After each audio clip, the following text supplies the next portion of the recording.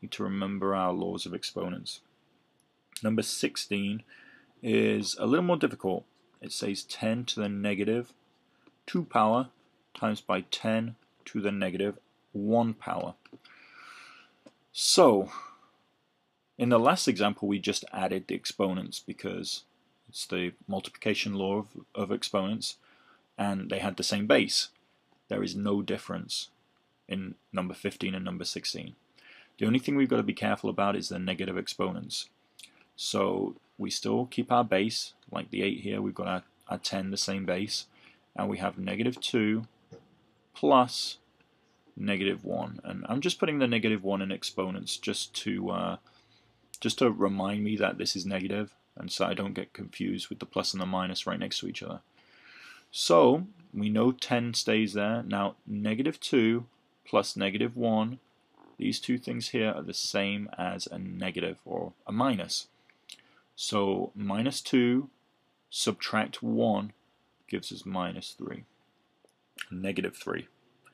And as I look through my A, B, C, and D, I don't see 10 to the negative 3 there. So, you know, either I've made a mistake or I've got to be confident in this answer and try and figure out, is there something that is pretty much the same as what I'm saying here? And there is. If I look at this and think to myself, well, this is 10 to the negative 3, and we remember that trick from earlier, 10 to the negative 3 is the same as 1 over 10 to the third power. We take the negative out, we turn it into a 1, and this becomes 1 over 10 to the third power.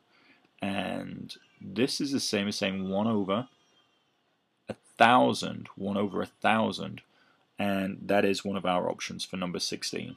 1 over 1,000 is there.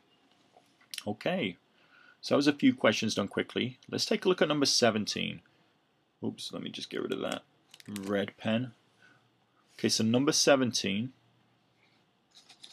is all about the roots again. So we are asked for which two whole numbers is the square root of 40 between. And so this is similar to an earlier example.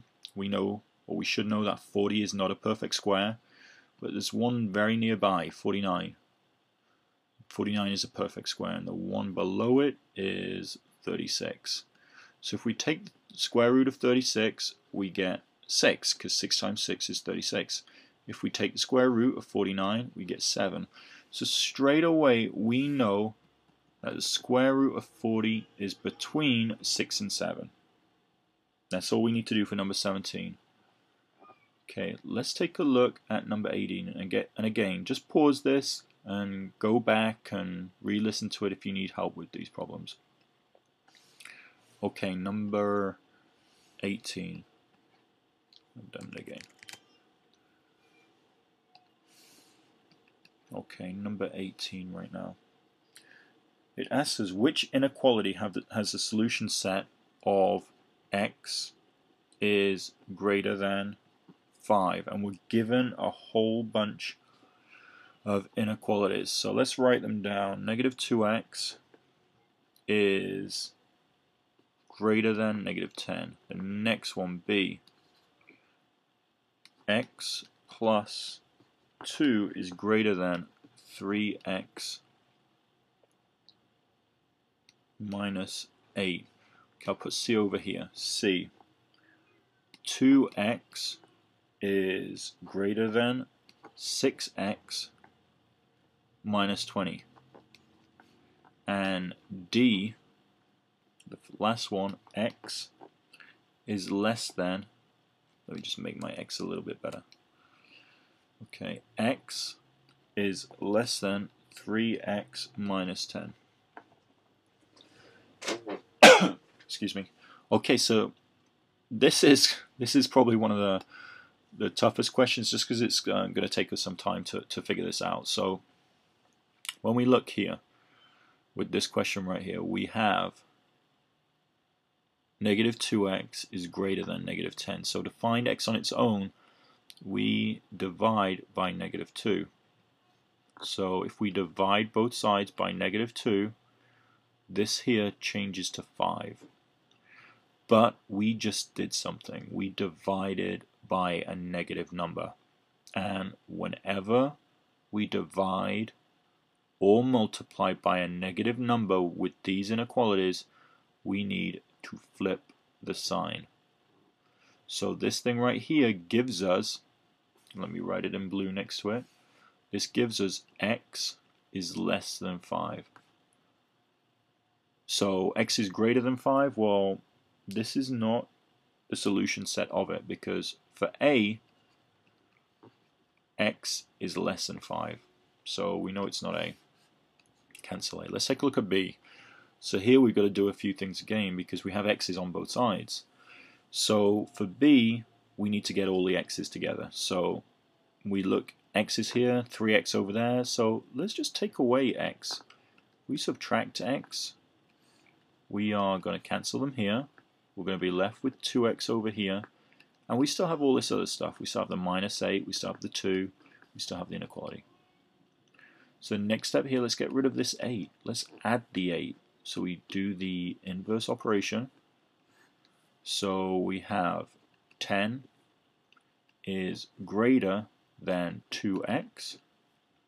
So now we would need to divide. So if we divide by 2 and divide by 2, we would end up with the solution set 5 is greater than x. Now remember, I don't need to switch this sign now because we were just dividing by a +2, not a -2.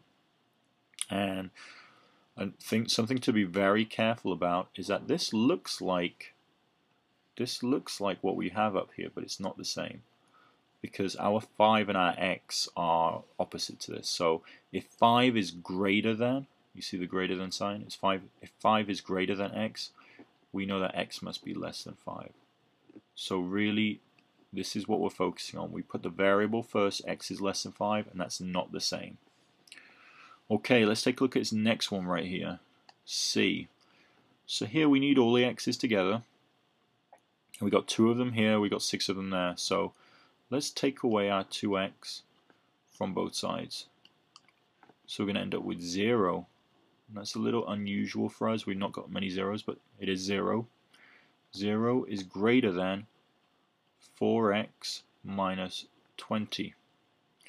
So now we need to get the x on its own. So if we added 20 to both sides here, I'm running out of space a little bit. If I add the 20 here disappears, and if we do 0 plus 20, 0 plus 20 is 20. So 20 is greater than 4x. Let me write that up here. 20 is greater than 4x. So now to get x on its own, we do the inverse operation. So we divide by however many we're multiplying by. And we end up with 5 is greater than x. So if 5 is greater than x, and we need to write x first, x must be less than 5. So this is what we get for c. So x is less, so we know that that's not the same as this. So whoever made these questions made us just do all this work. So we get to D, and D has to be our answer, because it's not this, it's not this, and it's not that. But let's just check it. So we have x's on both sides, so we need to get all the x's together. So let's subtract x from both sides. So here we're left with 0 is less than 2x minus 10, because 3x minus 1x. And x on its own is 1x. There's an invisible 1 in front. That gives us 2x.